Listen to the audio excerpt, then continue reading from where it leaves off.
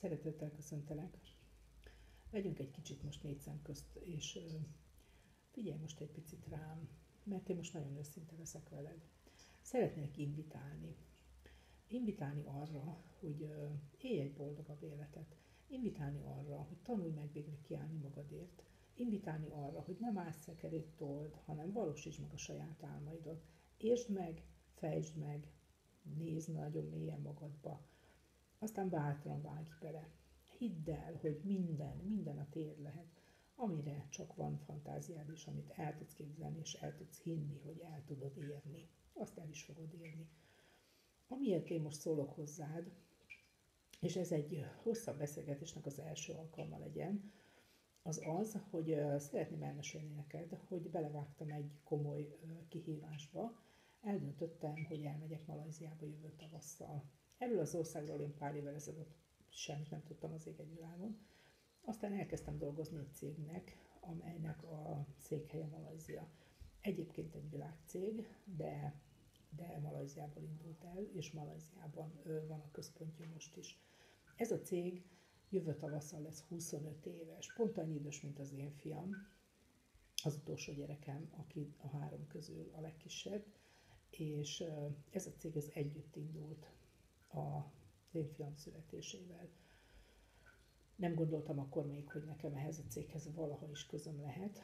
Ma meg nem nagyon tudom elképzelni, hogy más cégnek dolgozzam. Nagyon sok évet húztam le én is alkalmazottként. Dolgoztam nagy cégeknek, kis cégeknek, tanítottam, könyveltem, közgazdászként éltem le az életemet. Aztán egyszer csak azt mondtam, hogy elég volt, nem tolom tovább más szekerét. Vannak saját céljaim, saját álmaim, és hogyha bátran elindulok, és megpróbálom ezeket megvalósítani, akkor egész biztosan sokkal nagyobb szívvel fogok tudni dolgozni a saját céljaimért, mint más szekerének az előbbre juttatásában. Én téged is arra biztatlak, hogy higgy magadban, és gondold meg, hogy mivel telnek a napjaid. Tényleg ott vagy-e, ahol lenned kell, tényleg ki tudod-e hozni magadból a legtöbbet. Nem elég az, hogy elkezdesz vállalkozóként dolgozni. Olyan vállalkozást kell elindítani, aminek vannak piaci lehetőségei, amiben nem kell nagy tőkét befektetni, aminek van jövője, mert van múltja, és erre a múltra támaszkodva tud egy nagy álmot álmodni, és tudja a te álmaid megvalósulását is segíteni.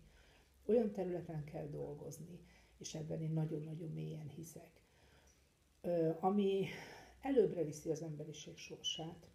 Nagyon nehéz időket élünk, nagyon szennyezett környezetben élünk, nagyon-nagyon sok embernek nagyon sok stressz van az életében, a családok szétesnek a környezetünkben, és azt látjuk, hogy mindenki csak dolgozik és hajtja a pénzt.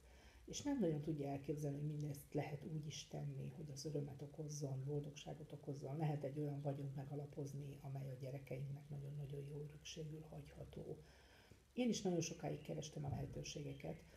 Nem nagyon tudtam, hogy mit akarok.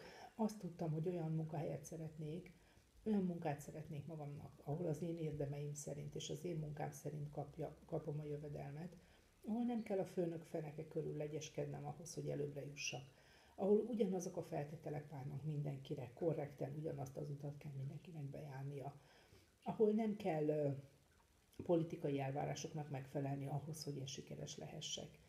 Nem gondoltam volna soha, hogy én ezt egy MLM-vállalkozásban fogom megtalálni. Mondom sem kell, hogy én is csak akkor néztem meg az agyom visszaköpködött MLM-et, amikor már elfogytak a lehetőségeim. Elértem egy bizonyos életkort, még mindig nagyon sok munka állt előttem, nagyon sok aktívan töltendő év még a mai napig is, és hát szerettem volna ezeket az éveket olyan munkakörülmények között eltölteni, amely örömmel tölt el engem is, és boldogságot ad, és nem azt érzem, hogy bizonytalan, hogy bármikor az utcán találhatom magam, hogy elvégzem a munkát, de nem biztos, hogy megfelelően javadalmazzák. Ebben a vállalkozásban, amelyenben én most dolgozom, ez nem fordulhat elő. Ez az MLM-nek az egyik nagy előnye, hogy olyan körülményeket teremt mindenkinek egységesen, teljesen mindegy, hogy ki vagy és mi vagy, ugyanazt az utat kell bejárnod. Még egy nagyon-nagyon csábító dolgot találtam az MLM-ben, ez pedig a passzív jövedelem. Nem nagyon tudsz máshol elérni passzív jövedelmet, különösebb vagyonbefektetése nélkül, mint egy MLM vállalkozásban. És ez nem mindegy. Amiért most ezt a videót készítem, az az a kihívás, amely most 1-én indult el a DXN cégnél. A maláj tulajdonos szeretné, hogyha lehető legtöbben ott lennénk a cég 25 éves évfordulóján Malajziába, ezért kiírt egy versenyt. Ezt a versenyt teljesen könnyen teljesítheti az is, aki most csatlakozik a DXN-hez, és az is, aki sok éve dolgozik már benne, mint például én is. A versenynek a lényege az, hogy el kell érni egy bizonyos teljesítményszintet, és akkor a cég elvisz Malajziába teljesen a cég költségen 5 napra jövő tavasszal. Én biztos, hogy ott leszek a repülőn, de szeretném, hogyha a kedves ismerőseim is ott utaznának velem.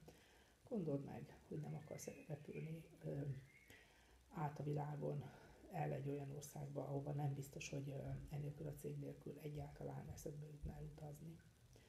Amennyiben érdekes, vedd föl velem a kapcsolatot a kvkarrier.eu, vagy a Facebook oldalamon, a Karriervonal Facebook oldalán is írhatsz üzenetet. Ez az oldal lesz az, ahol én kommunikálni fogom a verseny alakulását, és a csatlakozóknak is lehetőséget adok arra, hogy itt kommunikáljanak a közösséggel, amelyhez ők szeretnének szólni. Örülök, hogy meghallgattál és megnézted a videómat, jelentkezz bátran, az ajtó neked is nyitva áll.